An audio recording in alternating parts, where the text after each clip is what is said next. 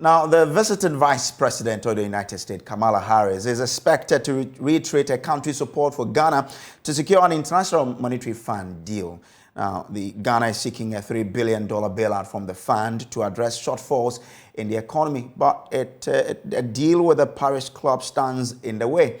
President Kojo has paraded a high-level government official to make Ghana's case in ongoing bilateral talks at the Jubilee House. Now, more on that shortly, but addressing welcoming party at the Kotoka International Airport, Kamala Harris says we will build on previous engagement with President Kojo to advance the potential of the two countries.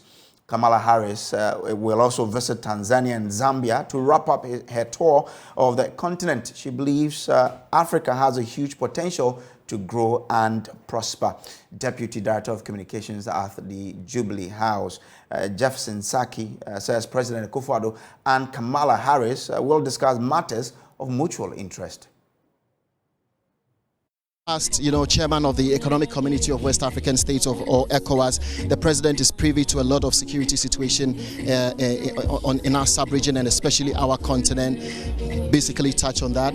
But what is most important is that a lot of the decision and what the president will be talking about will come out as a result of the bilateral, discussion that the two leaders are going to have. But obviously, we know where we are now as a nation, as a continent, and as a world. We know a lot of nations are struggling economically, and so the president will use this very key opportunity also to talk about the need that our two countries find ways and means of tackling the many economic challenges that the world is facing. But we are very confident that this particular visit is going to be a win-win situation for both countries. And Jefferson, finally, how would you react to the claims that Ghana appears to be drawing too close to the U.S., which may, of course, come at our detriment? The fact that the East, China, and other key partners that we used to hold in high esteem may also get offended about how we are treating or giving much more priority to the other side. Is that of concern to the Jubilee House as well? Ghana is a sovereign state. Ghana has been a close friend with a lot of African, European, Asian, Australians, people all over the world. Our relations with countries is not based on, political reasons. We are at peace with every nation that is at peace with us. I mean, over the past, if you clearly follow our economic situation, you remember that our foreign finance minister recently returned from China. These are very close relations that we've kept for a very long time, and so we don't see this visit as one that is making a clear statement and all that. But of course, our relations with the United States has been a very strong one for a very long time. Our relations with China and all other countries have been very strong for a long time. If you listen to the speeches of our president, he's always focused on the world living side by side, living together in peace and in harmony. And so that is how we see this visit. It's purely on friendship basis. Ghana is at peace with all nations, and it is important that every country that wants to visit Ghana is welcome. President Kojo has visited the United States quite a number of times since he became president. He has visited China, before. He's been to Japan and a lot of these countries. And I can clearly tell you, in fact, when he was a foreign minister, then I was also, the media relations officer at the Ministry of Foreign Affairs. And I clearly remember one of the trips that we made, for example, to Russia. It was at that time one of the key visits, and if I clearly remember, it was his very last foreign visit to that particular country, and also as a foreign minister. So if you follow this trend, you know that Ghana is basically at peace and real economic friendship. And Jeff, I thought that would have been the last, but since you're talking about China, IMF is on the table. The U.S. Vice President represents a country that has some quota at the board level. Are we likely to make that plea, try and negotiate diplomatically just to get that board approval from the IMF? I think that particular question is beyond me. I think it is something that if the president wants to address, that's going to happen at the press briefing tomorrow. That is going to happen immediately after the bilateral meetings between our two countries. I mean, as long as the media are going to be there, I'm sure that you keep this particular question so that if you meet the president, you ask him. Yeah. And your message to Ghanaians? Well, I expect all of us to see this visit as a very important visit. visit. It tells us that yes, our president's foreign policy has been a very strong one, especially if you see the number of leaders that have visited our country over the past 6 years. All high-profile visits have happened here, and so that is how I want Ghanaians to look at it. But I'm very confident and very sure that looking at the international presence, the international media, the level of coverage that we are seeing today, that this particular visit will go a very long way to help the relations between our two countries. Now let's take you to the Jubilee House now, where our presidential affairs correspondent Elton Brobe is joining us live from. Elton, what's happening at the Jubilee House now?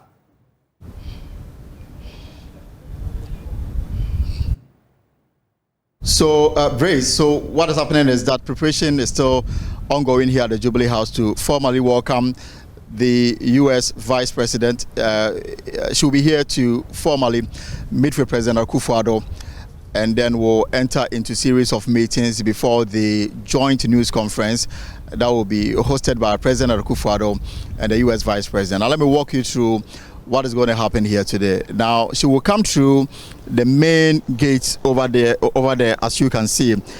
That gate, that main entrance, is only open when the president is coming in to observe the change of guard, and also for visiting, you know, high dignitaries, including visiting foreign presidents and all that. So she will be accorded the courtesy of coming to the Jubilee House through that main entrance over there. Now, when she's here, the Ghana Armed Forces will mount a guard of honor, and per the program as we have it, they will play the U.S. national anthem together with the Ghana's anthem, and then after President Akufo-Addo will now walk over there, welcome her, and take her into the main premises of the Jubilee House. So what you are seeing, I'm sure, is last-minute preparations to ensure that everything goes according to plan at 11 a.m. when we are expecting Madam Harris to, you know, walk into the Jubilee House with her entourage. We are told, you know, hundreds of them to the Jubilee House for the program itself to start. Now, for those who are covering this event, we have some media personnel from the U.S., from Ghana. They've also positioned themselves for the event to start. Now, when she's here, she will first hold a brief discussion with President Akufo-Addo at the ceremonial room, quite a small room that can accommodate only 50 people. That will be the formal welcome address. And then after, President Akufo-Addo will lead her to the auditorium where the U.S. Vice President, together with her entourage, and this is made up of government officials from the U.S., businessmen, and other invitees. And President Akufo-Addo will also parade high government, you know, officials, and this is going to be the bilateral discussion where the issues on the table will be tabled for them to discuss. This, I'm told, will last for like an hour. When they are done, the decisions they will take will form the basis for the news conference that will follow at the main banquet hall here at the Jubilee House. But I can say that I am privileged to share with you some information that just came through from the U.S. Embassy. And from what I've been told, Vice President Kamala will meet President Akufo-Addo of Ghana at the Jubilee House, and this is what the U.S. government is communicating, and affirm the strength of our bilateral relations and the long-standing ties between the American people and the Ghanaian people. Now, it goes on to say that the Vice President and President Akufo-Addo will discuss a range of global and regional issues, including democracy, good governance, human rights, regional security, long-term economic growth, and microeconomic stability, and our work together on the UN Security Council. Again, on democracy, good governance, and human rights, the two leaders will discuss efforts to stand up for democratic principles on the continent and their shared opposition to recent democratic backsliding. I don't know what that is, but I'm sure that in the hours to follow, we'll get to understand what they describe as democratic backsliding. On regional security, President Akufo-Addo and the U.S. Vice President will discuss the Sahel and efforts to promote stability, including through new U.S. funding for stabilization efforts. And I'm told that more details will come regarding this new U.S. funding for stabilization effort. Now, the bigger elephant in the room is Ghana's proposal before the IMF board seeking a $3 billion bailout to address shortfalls in the Ghanaian economy. Now, so as you may be aware, Ghana has already concluded a domestic debt exchange program, it is left with the external debt exchange program. Already the finance minister is in China to convince the Chinese authorities to accept Ghana's proposal for debt cancellation and then other members of the Paris Club. It is unclear the outcome of this meeting, but the U.S. has over the period supported Ghana verbally and officially on Ghana's position as far as application before the IMF is concerned, because the U.S. is a major shareholder in the IMF. Now, this is what they will be discussing. On debt, the White House says that the Vice President will reaffirm the U.S. position that all bilateral creditors should provide meaningful debt reduction and express support for Ghana's engagement with the IMF. They will also discuss efforts to support long-term economic growth and increase U.S. private sector investment. So this is what they will be discussing. And of course, what we've been told is that the U.S. will make a clarion call to members of the Paris Club to, accept Ghana's proposal for debt cancellation. If this is done, then Ghana will move a step, in fact, a giant step towards getting an IMF deal, hopefully by the end of March or early April. Now, the Vice President will thank President Akufo-Addo for his leadership in strengthening ties between Africa and the African diaspora. So this is in brief what will be discussed between President Akufo-Addo and the U.S. Vice President behind the scenes, and later they will address a news conference to elaborate on some of the issues that they discuss. So, Brace, these are privileged information, and of course, I'm sure they will add more flesh to the bones I've just given you. And then beyond midday, when we have the news conference, we will also put some questions before them with the aim of getting answers to these questions. Interesting there. Do we know where else you'll be moving to after that news conference or after the meeting at the Jubilee House today?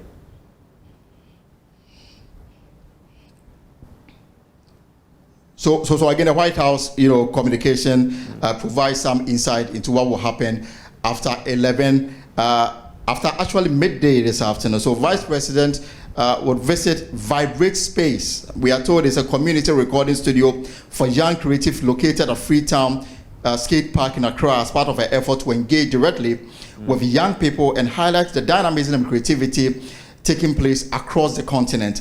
Now there she will tour the facility and meet with a group of musicians, including up-and-coming artists that represent the new generation of West African entertainers. Her visit will spotlight the growing creative economy and underscore the strong links between Ghana and the U.S. artistic and diaspora communities. The Vice President will be joined by actors Idris Elba, which I'm told that he's already in town, Idris Elba, and then Sherry Lee Ralph, also with the Vice President delegation. And then later, the Vice President would also develop a reputation. Ghana has already developed a reputation as a music destination, and after attracting huge crowds to Global Citizen Festival, Afro Nation, Afrochella, and the Black Line Festival between September 22, the Vice President will also meet organizers of these events and to see how best the U.S. can help, with the aim of deepening it to ensure that the youth have something to do on their hands. Interesting, grateful there. That's our Presidential Affairs correspondent, Elton Brobe, joining us from the Jubilee House. There will still be live there to bring you an update on this particular meeting between U.S. Vice President Kamala Harris and the President of the Republic, Nana Addo Dankwa Akufo-Addo. Now moving on, 17 persons died in separate accident on the Kumasi-Accra Highway and also the Pontema Road over the weekend. Now we understand that 9 people were reported to have died instantly when 2 Toyota Hiace buses belonging to 2M Express collided head-on at the Brimso near the Bunso stretch of the Kumasi Highway. Now, 19 other passengers sustained various degrees of injuries. Also, 8 persons died, while 5 others are in critical conditions after a fatal accident on the Pontema Highway involving a Hyundai minibus, a Kia bus, and an articulated truck. Eastern Regional Commander of the Ghana National Fire Service, Assistant Chief Fire Officer Jennifer Yale Kwe, confirms the incident to JoyNews. They got to the scene and realized that the accident involved a manned diesel truck and Hyundai 800. During the accident, 6 people died on the spot. This involved 4 females and 2 males. 2 were sent to Akuse Government Hospital in a critical condition, who died later on. So in all, we had 8 reported. We say reported, 8 people died. And then there were 5 casualties, that is, others that got injured. That one involved 1 female and 4 male.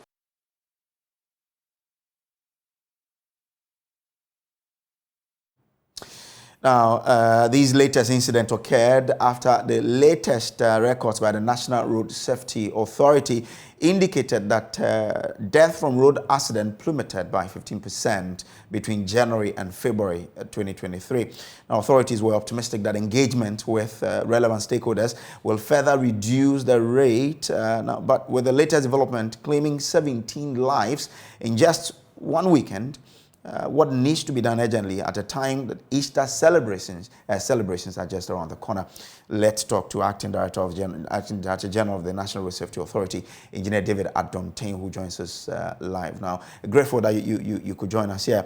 So tell us, what does this latest development toward the fight against road crashes on a major highway tell you or indicate to the authority?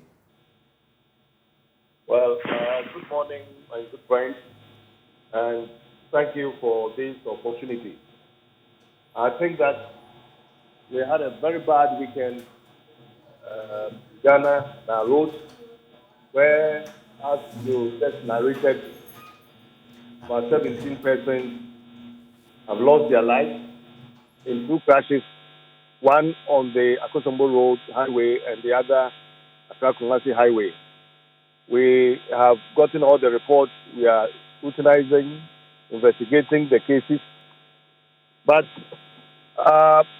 we see that it has come very unfortunately at the point where we had just released statistics for January and February, commending all the stakeholders, the police, the National Road Safety Authority, and all of us for a good job done, because we have seen some reductions comparing January and February this year to that of last year. I think this has come at a point where we are all a bit shocked and disturbed. We are worried because the level of engagement between the National Road Safety Authority and stakeholders, including these transport operators, I think it's gone to an extent that we believe that these stakeholders have given up their best. And so at this point where we are entering Easter, in 2 weeks' time, we'll all be seeing Easter, where we are gearing up to go out there, enter the road space to ensure that we all abide by the rules and regulations, and then we have this coming. But this March, the month of March has not been too good for us at all. Remember, there was one at Kintampo there, where we had another 23 persons losing their lives. I think that it's not been too good for us at all this month of March. So. Now, sometime last year, the national security declared the operations of some transport operators as a threat to national security due to their overspeeding, which results in the killing of passengers in accidents like we saw. There were the promises that these operators will be monitored to ensure compliance with safety regulations. Is it a case that this didn't work? Indeed, I must say that if you look at the statistics as we put out there last week and even spoke about it on this same platform, clearly we indicated that something positive is working. And we talk about all the campaigns and the education, the advocacy, and the level of enforcement that has gone up, especially from the Ghana Police Service. But unfortunately, somehow, once in a while, you find one person coming into the road space to disturb the entire road safety management space. And that is what happened. So I must say that a lot of good things are happening. We are working very hard, but once in a while you find these things coming. That does not mean that nothing is working at all. No. In fact, one of the critical things we're seeing is the level of speeding, travel speed. All these crashes we are talking about, the investigations are pointing to the fact that the drivers involved had one thing or the other related to speeding. And we have been talking about speeding almost every time we engage drivers, especially our transport operators. Speeding or overspeeding, as they call it, contributes to more than 60% of these fatal crashes. We think that it is about time that we have to step up our actions and interventions to ensure that motorists respect the speed limit. And I told you the last time that the police is coming up with all the electronics and then the digital and technology across the world to deploy cameras to apprehend drivers who go beyond speed limits. The past has been more of education, more of engagement, more of advocacy. I think this time around we need to go beyond that and then use technology to make sure that drivers cannot go beyond the stipulated limit. Elsewhere, the practice has been installing speed limiters within the vehicles, especially the commercial vehicles, so that they cannot go beyond limits that we will set the vehicles to go. Again, the police deploying and installing traffic cameras have also become one of the good practices across the world. And I'm not surprised that the current IGP and the police force very soon are deploying this kind of cameras across our highways.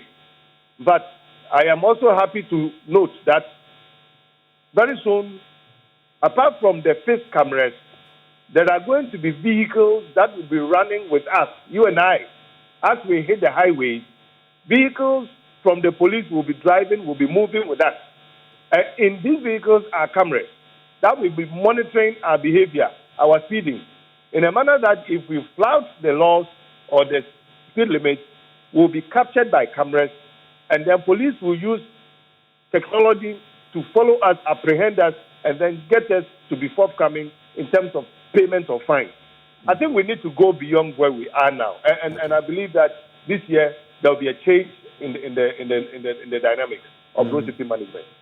Last year, when you mounted that electronic speed monitoring or monitor on the Tema motorway, you made mention of the fact that there were plans to get these equipment to be capturing drivers that overspeed. You're also now telling us that the police would be mounting these cameras, some of these cameras, to ensure that we control overspeeding on our highways. The question that many people will be asking is, when at all will we see these sort of monitors being set up on our roads such that we can find a way to stop this carnage? When at all will this come? We've always been talking about will soon. How soon is the soon? I think I agree with you. These things take a lot of time. We started a couple of years ago trying to establish and institute these camera issues, and it had to go through procedures. We have now concluded all the necessary procedures. What we are left with now is the installation of the cameras, and we are looking at, before the end of this year, we will see cameras installed. We will see vehicles running around. So what you saw on the motorway, it's a lot of magic on the motorway. Now, well, it is true that we see or hear some crashes on the motorway, but it is not like before. And you know what is happening?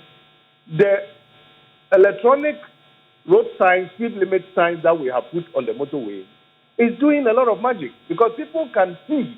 Now they can feel it. And they see the speed that they are running. It is showing red when you go beyond the 100 kilometers per hour, showing green when you are below. I think this is giving that kind of alertness, that awareness that we want drivers to note. And it is the prelude to these cameras that will apprehend coming soon. And I would want to assure all Ghanaians that it takes a lot of time to do. At the moment I speak to you, the Ghana Highway Authority and the Department of Urban Roads are working with the police to identify the locations where the cameras should be. And that is the practical work we are doing on the ground now. Once all these things are finished, the cameras will now be tested, and then we will now see how it will work operationally across the country and deploy them. It is not going to be beyond this year. It's a matter of time. We have had all the patience to wait. I believe that if we continue waiting, in a matter of months, these cameras are going to do a lot of good job for us as far as speed management in this country is concerned. So that is where we are currently. Okay. So in your scheme of affairs, within which quarter should we expect this? In fact, if I should stick out my neck, then I must say that in the last quarter of this year, somebody in Ghana driving on our roads, on our highways or in town is going to be issued with a ticket electronically telling him that or her that he has flouted a certain speed limit somewhere. The location will be given. The speed that he or she was running will be given. And he will be asked to go and pay a fine somewhere at a pay point. It should not go beyond this year because we have done the job to an extent that we are almost there. And I believe we will engage the media when the time comes for us now to see how this good news is going to be working on the ground. What happens to these transport operators who seem to be, blatantly disregarding our traffic regulations? You see, surprisingly, these 2M express we are talking about, of course, our investigation is telling us that, well, one of the buses clearly came from the 2M Express. Now, it will interest you to know that currently, if you go to 2M Express, which we have been monitoring all the time, they have installed cameras and systems that they can monitor their drivers 24/7 and in real time. I have been there, and we were part of the whole process where I visited and used the same system to monitor these drivers. We know their speed, we know where they overtake and when they don't, we know whether they stop or they could not stop for resting. All these things are happening in the transport sector. Currently, GPRTU of all transport operators are digitized. They are able to monitor their drivers on the roads, on the highways, wherever they are. So it's pro to us. And all the others are coming up with technology and electronic systems that they will be able to monitor their drivers. I think this particular one that came at the Bunsu stretch this weekend was very unfortunate. Okay. All right. Very, very unfortunate. Okay. But a lot of systems have been deployed, and we are doing a lot of monitoring. And I tell you, that is the more reason why we are getting those reductions. Unfortunately, one comes up to muddy the water. But I think that a lot of good things are being done.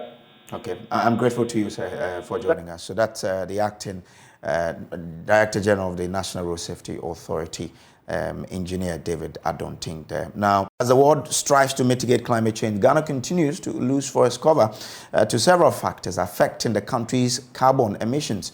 According to the Global Forest Watch, from 2001 to 2021, Ghana lost 1.41 million hectares of tree cover, equivalent to a 20% decrease in tree cover since 2000 and 740 metric tons of carbon emissions. Now, in Ghana, the top two regions were responsible for 58% of tree cover loss between 2001 and 2021. Western region had most tree cover loss at 499,000 hectares compared to an average of 141,000 hectares being lost there. So how is this affecting our effort to mitigate climate change? Joining us for a conversation on this is conservationist Awola Sewa. Grateful that you could join us here. So to what extent is tree cover loss impacting on our effort towards mitigating climate change in the country? Good morning, and thank you very much for having me. It's devastating because if you look at the figures, certainly we cannot be achieving what we intend to achieve at this rate. You really need to have a turnaround and begin to seriously do something about the loss of tree cover. Now, we know that to preserve a livable climate, it's been expected that greenhouse gas emissions be reduced by half by 2030 and net zero by 2050. If you consider how we are progressing towards climate change adaptation, how far are we from achieving this or these goals? Well, from where I'm sitting, we are very, very, very far away. And what baffles me is that when we know what is happening, I'm sort of surprised that, for example, we'll be thinking of declassifying parts of Achimota Forest.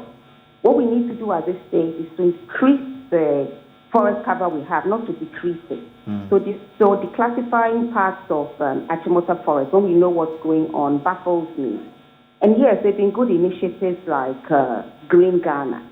So many trees were supplied, but how many were actually planted? And out of those that were planted, trees need to be nurtured, they need to be protected until they take root. How many have actually survived? Where is the data?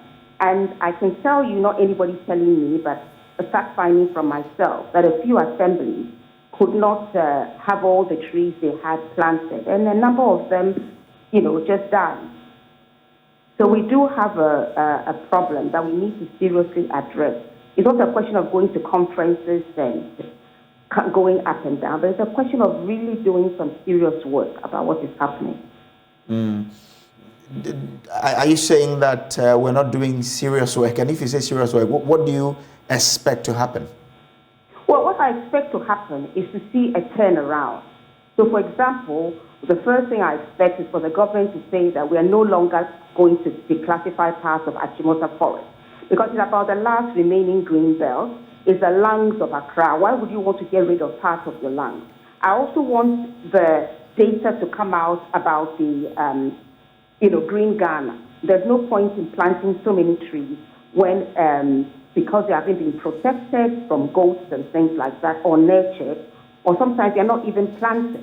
So, and then of course, we need to have a lot of enforcement going on. We know how the tree cover is being lost, the illegal felling, the illegal mining. What are we doing about it?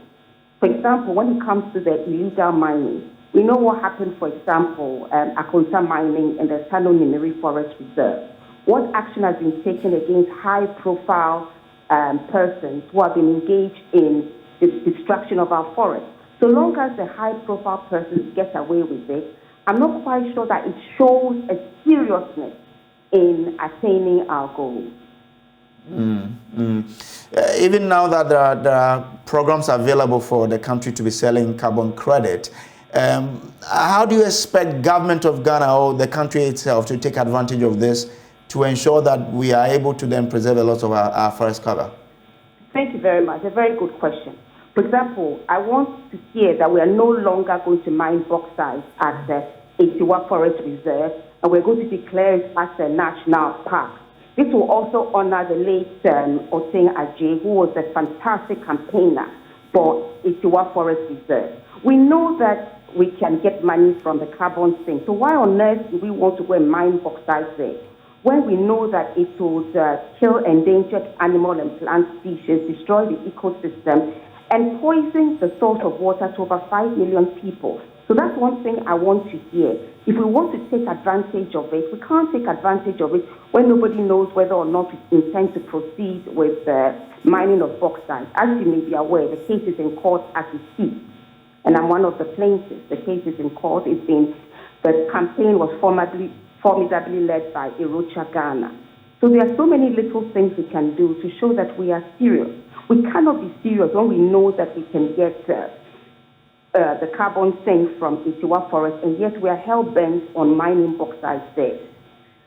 There are so many other ways the country can benefit from Etiwa Forest. It's not just by mining. Interesting. I'm grateful to you, Awala, for joining us here on our news. Now, moving on to other stories now.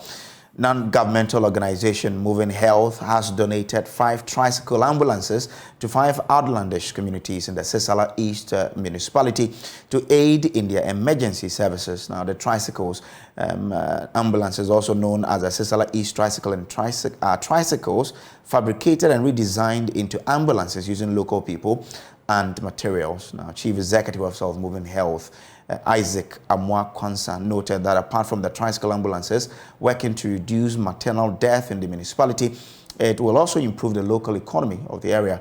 JoyNews' Upper West Regional Correspondent Rafiq Salam reports. In the Sisala enclave, in time past, has been attributed to inadequate emergency services in the area. Residents often struggle to transport seriously sick persons or women who are in labor at outlandish communities to hospitals on time for medical attention, sometimes resulting in their deaths.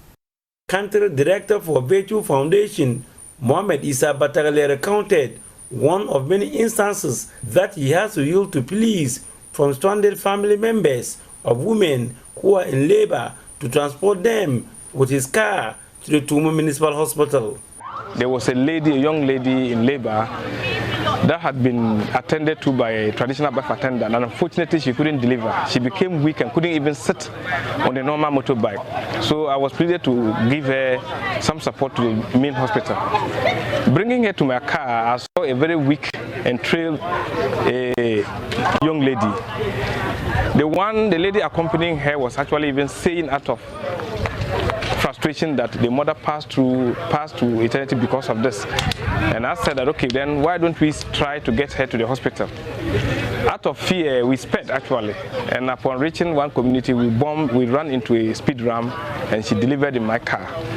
Rushing her to the hospital, I took a picture of her and then sent to my bosses back in the state, indicating the plight of the rural woman.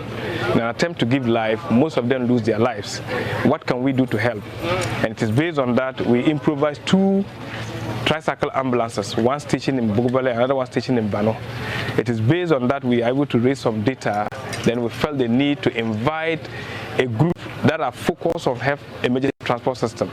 Worried about the incident, he quickly connected with Moving Health, a non-governmental organization that has a mixture of social health workers and engineers who come together to fabricate affordable emergency transportation for rural areas in the country.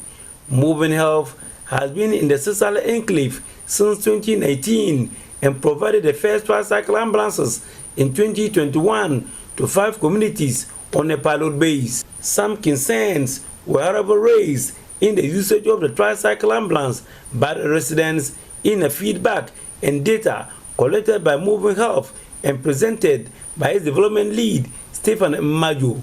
So one thing we know is that delay in accessing emergency healthcare transportation is one of the reasons why we have some mortality cases, and this is one thing that Moving Health is trying to solve, the ease in trying to access emergency transportation. So when we asked people how they felt when they used these motorcycles to get to the health center, some of them, most of them said these were like the top 5 things that people said. They felt uncomfortable when they were on the motorcycle. They felt unsafe. They were worried. They were in pain. They were stressed, and they were tired. And for Moving Health, we want to make sure that the emergency transportation we provide is very comfortable, it's affordable, and it's also accessible to everyone, irrespective of your socioeconomic status. We want you to be able to access this ambulance and for you to get the healthcare that you need when you need it. At a program to relaunch the tricycle ambulance, otherwise known as the Sisal East Tricycle, Chief Executive Officer of Moving Health, Isaac Amor Kwanzaa, noted that the feedback and data got from the communities are incorporated into the new designs of the new ambulances. The feedback that we had was about the space in the first ambulance that we made. So this time around, this ambulance is spacious. It's having like a retractable stretcher that you can just remove in and out of the ambulance easily.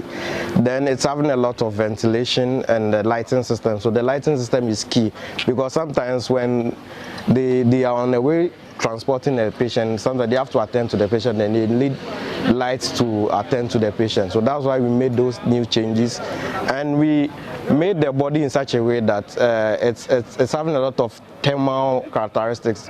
Heat does not get in easily because.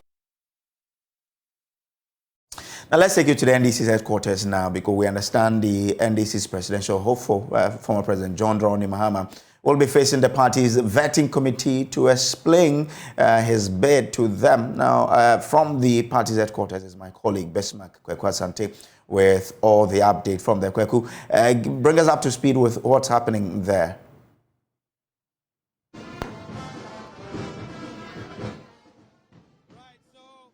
Shortly, we expect the former President John Dramani Mahama to arrive here. There's a lot of jamboree, there's a lot of noise, a lot of music in the background.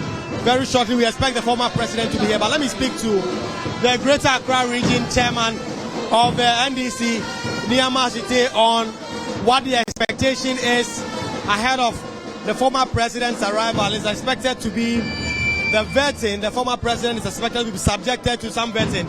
So let me speak to the Greater Accra Region Chairman of the party. Hello, sir.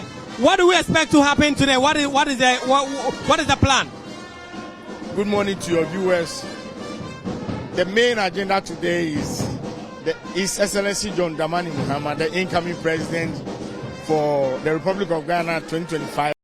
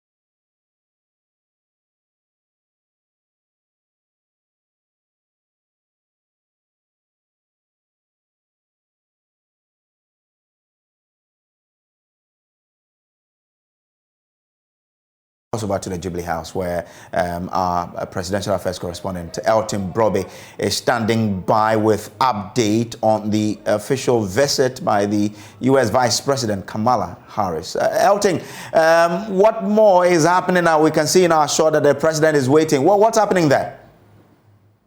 So Grace, the U.S. Vice President just arrived. A contingent from the Armed Forces currently playing the anthem of the United States of America. You can listen in.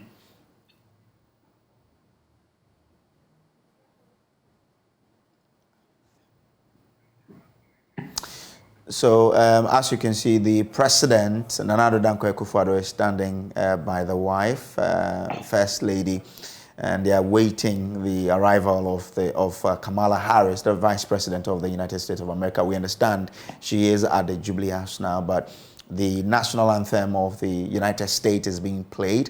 And earlier we were told that she'll be inspecting a guard of honor, which will be in her honor. And then after that, the president will officially welcome her into the main house of the Jubilee House, where the interactions will begin. Elton gave us a brief as to the areas that they'll be focusing on, something that the U.S.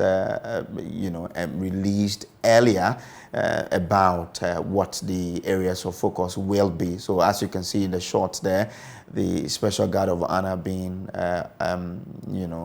given to Her Excellency Kamala Harris, the Vice President of the United States of America, where an anthem of the U.S. is being played now. After the national anthem of Ghana will also be played, and then the other inspections will happen. Then the president will welcome Elton. So we can see that the Guard of Honor is being given there. You are there, so kindly run us through exactly what is happening.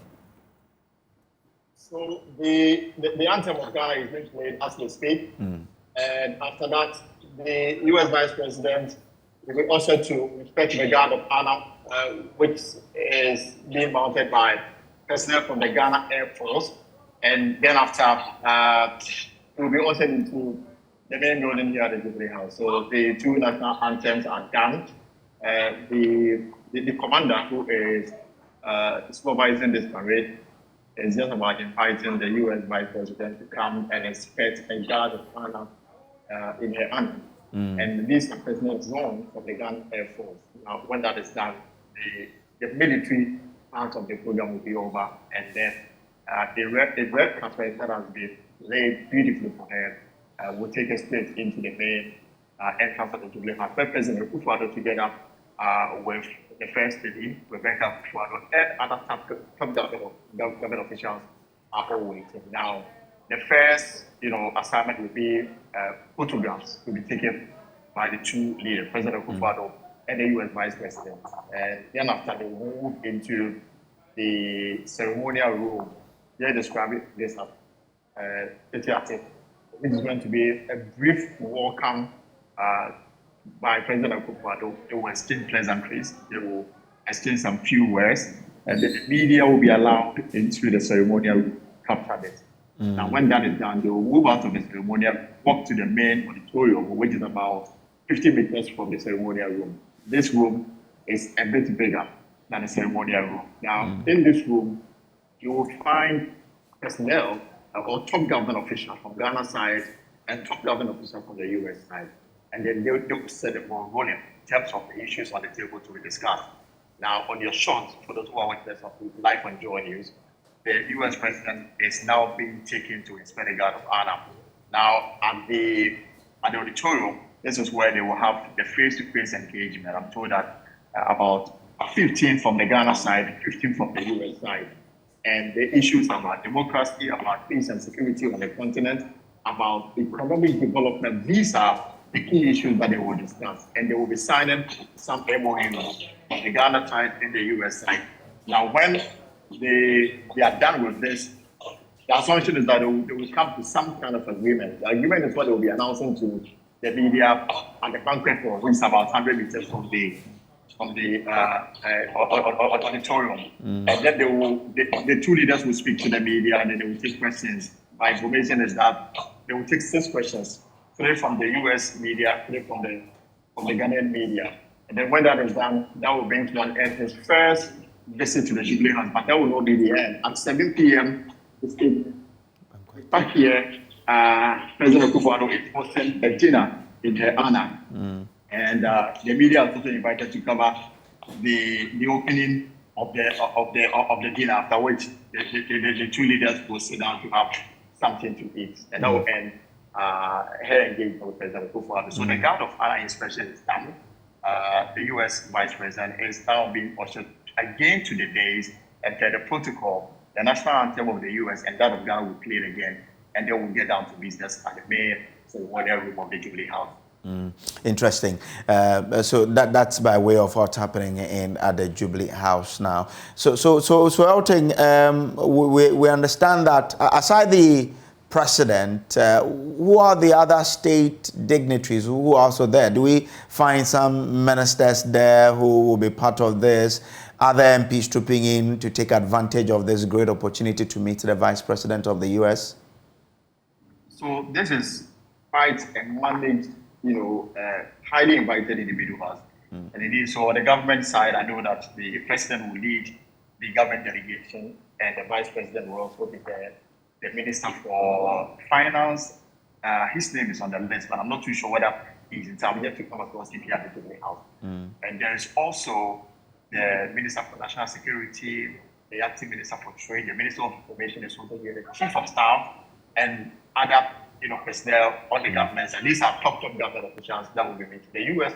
Vice President, I'm told, also came with some, high-level personnel in the U.S., government. Now, Ghana has its own issues that they want the United States to assist in dealing with. One of them will be a call from President Akufo-Addo to the U.S. Vice President to impress upon the Paris Club for them to grant Ghana's tax cancellation that Ghana has been proposing. One of the key conditions for Ghana attaining the IMF deal. And this is one point the President Akufo-Addo will be making. Also, Ghana finds itself in a region where the jihadist insurgents has become a matter of concern on a daily basis. And the fact that they are operating in Burkina Faso and other states that are so close to Ghana. Ghana's economic challenges and our strength in terms of military-wise may not be enough to counter the threat that these jihadist groups pose, especially to the entire Sahel region. And I'm sure President Akufo will make for the U.S. to assist in dealing with this particular matter on the Sahel region. The U.S. has already pledged support regarding that. But there will be a commitment on that front where for them to get into work. The U.S. government has called into that.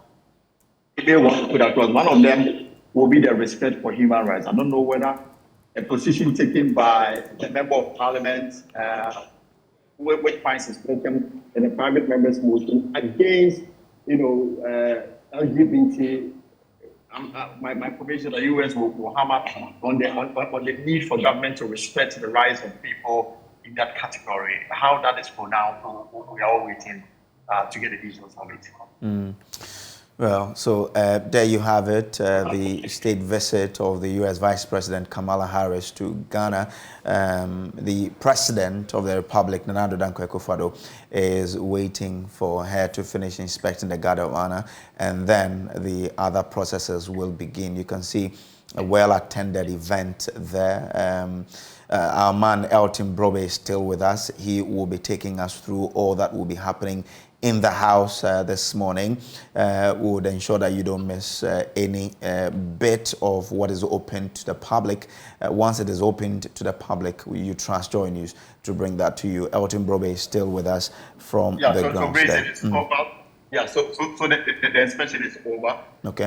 So the military aspect of this exercise is done and dusted. The director of state protocol is the one leading the U.S. Vice President in the pink dress to the main entrance of the Jubilee House. And so for those who are watching JoyNews, the director of state protocol, together with some officials, leading the way to the main entrance of the Jubilee House. President Akufo-Addo stands waiting to receive her. And then the photograph session will be the first item on the bill, and then straight up to the ceremonial room for the welcome address. Why are you here? Then, as is custom with us, we also tell the situation at home. So it is now, you can say that officially, the U.S. Vice President is in the house of President Kufuor, and the engagement is just starting. Interesting. So there you have it. If you're watching us, you see the entourage entering the main house of the Jubilee House, where the President, Nana Addo Dankwa Akufo-Addo, together with his, the First Lady of the Republic, are waiting to welcome. So some exchanges of pleasantries now. The President is now shaking the hands of the U.S. Vice President Kamala Harris there. Some exchanges going on between the two, with the First Lady of Ghana standing by and looking on. So the introduction to the Vice President of the U.S. There. The President has introduced the First Lady. So that is it now. Like Elton said, the Vice President of the U.S. is now in the hands of the President of the Republic of Ghana, Nana Addo Dankwa Akufo-Addo. The first will be the taking of photographs, but obviously some exchanges of pleasantries there between the two. I can say the three, because it's the President, the Vice President of the U.S., and the wife, the First Lady of the Republic. So the President and the Vice President taking photographs there. Some very broad smile on the face of the President, so handshake there by the two people. Kamala Harris is the Vice President of the U.S., and Nana Addo Dankwa Akufo-Addo being the President of the Republic. So the First Lady is joining in the photographs now, and then after here, the rest of the event will follow. You can watch this also on the myjoyonline.com platform, where this is also being streamed, as well as on social media. So the introduction of the Ghanaian party to the Vice President of the U.S. will begin now. I can see the officials from the Ghanaian side lined up. So the President is now doing the introduction of the officials there to the U.S. Vice President. So I can see in the shot now is the Chief of Staff, Frema Osel Parry, who is now exchanging some words with the U.S. Vice President. After her is the Foreign Affairs Minister. And then I can see Nana Asante too also in there. The Vice President, the Minister of Finance, indeed, is in the shot there. So Elting was trying to lay hold of him. We can see him in the shot. The Minister of Finance, Ken Ofori-Atta, is there. The National Security Minister is also amongst the people being introduced to the Vice President of the United States of America. I can see the Defense Minister, Dominic Nitiwul, is also in there. He's exchanging pleasantries with the Vice President now. And then I can see Ambrose Derry, the Minister of Interior, is also part of the entourage, just exchanging pleasantries. No, so it's now the turn of Samuel Abu-Jinapo, Lands and Natural Resources Minister. And then it goes on and on. I can see the Fisheries Minister also in there. Katie Hammond, the Minister of Trade, is also amongst the people who are being introduced to the Vice President. I can also see someone who looks like Amid Adam, the Minister of State at the Finance Ministry. And then I can confidently say that Dr. Kweku, the Minister for Environment, Science and Technology and Innovation, is also part of the people being introduced.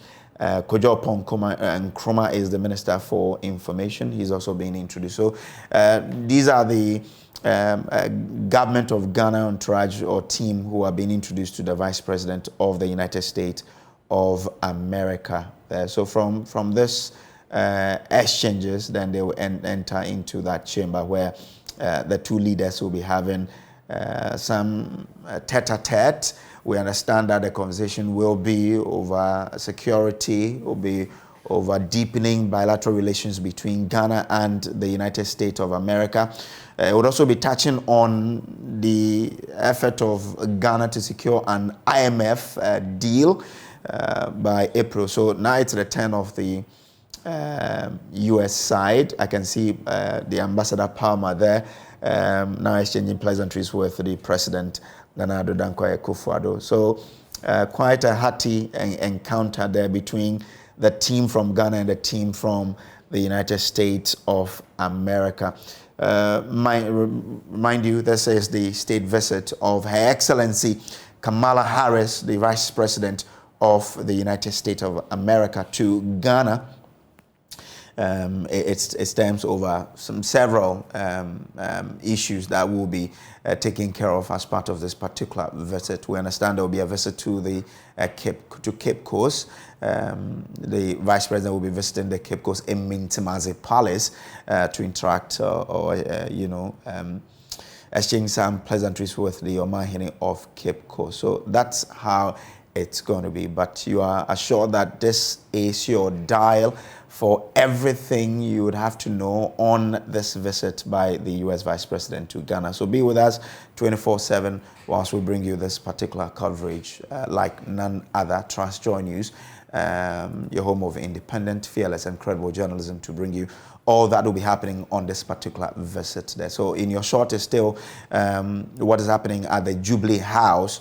I'm sure from here, from the scene on the screen now, the two leaders will be going into the chamber to have that interaction. And then after, like Elton gave us an earlier indication, they will be open to the media to then capture that particular meeting between the two leaders. But Elton is still with me. Elton, so after the leaders have finished introducing both parties to each other, what is next? We see them moving from where they were to another part of the Jubilee House. What is happening now? You are there. So, Briggs, what is happening is that all of us have been ushered into the ceremonial room. It's a very small room, so not everybody is going to have access. But this is just the usual pleasantries of welcoming the U.S. President to Ghana formally, and to tell him how excited Ghana is having her here in the country. The U.S. President, the Vice President, would also extend similar courtesy to President Akufo. This is supposed to be a very brief, engagement, not going beyond 20 minutes.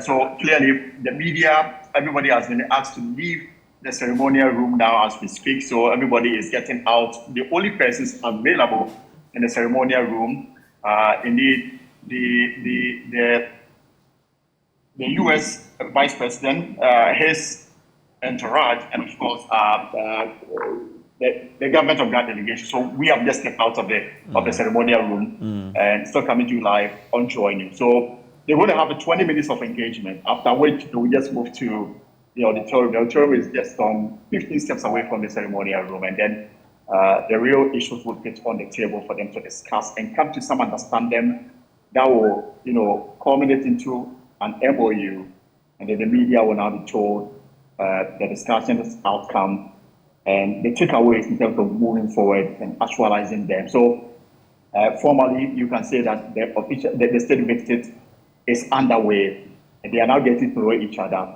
Then when we move to the auditorium, my information is that we'll have just 2 minutes of photograph session with the leaders before parties from both sides, Ghana and the US, will now settle into their chairs and then begin the formal engagement.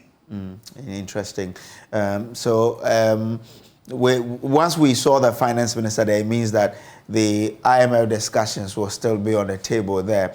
Of course, in fact, the information I've just picked whilst we were running commentary is that finance minister Kenneth Forrester is going to make a formal presentation during the engagement after the auditorium. This is where government officials from Ghana will pitch their proposals before the U.S. government with the expectation that they'll be able to convince them to act along. Already, there is some kind of understanding between the U.S. government and Ghana towards the need for the IMF to extend a hand of support to Ghana to revive the ailing economy as we have it. And the IMF, they have their own conditions that one needs to satisfy, even though the U.S. has a louder voice in terms of how the IMF deal with member countries. The finance minister, I'm told, will now present outcome of this engagement to the Chinese authorities and Paris Club before the U.S. government officials and indeed Ghana government officials, and then a formal plea will be made,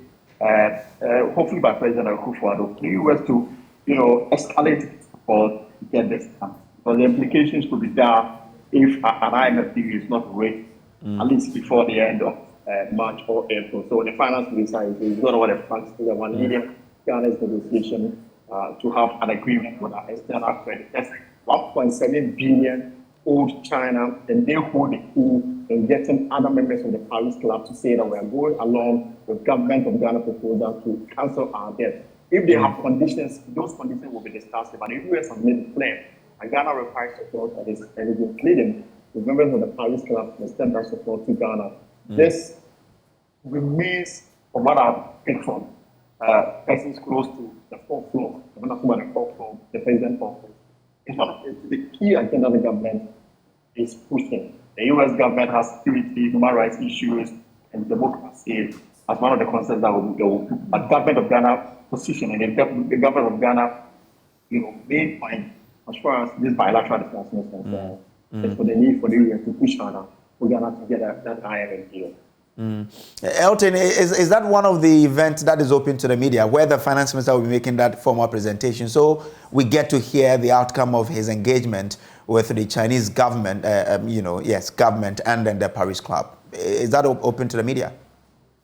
No, this will be held in camera, but we have an opportunity to ask questions. And that's what we'll do when the two leaders come to the banquet hall here at the Jubilee House for them to respond to the questions from the media.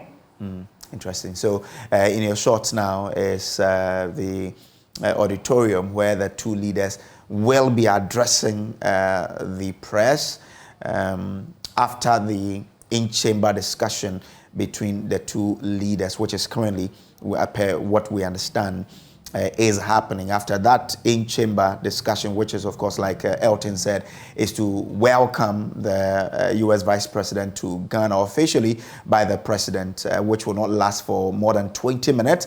And then they will be here where you see in your shot, where the two leaders will be addressing the public through the cameras of the media. This is where we understand the media probably could be asking some questions, and then we could be getting some clarifications for you. So be with us as we bring you a very special coverage of the state visit of the U.S. Vice President to Ghana.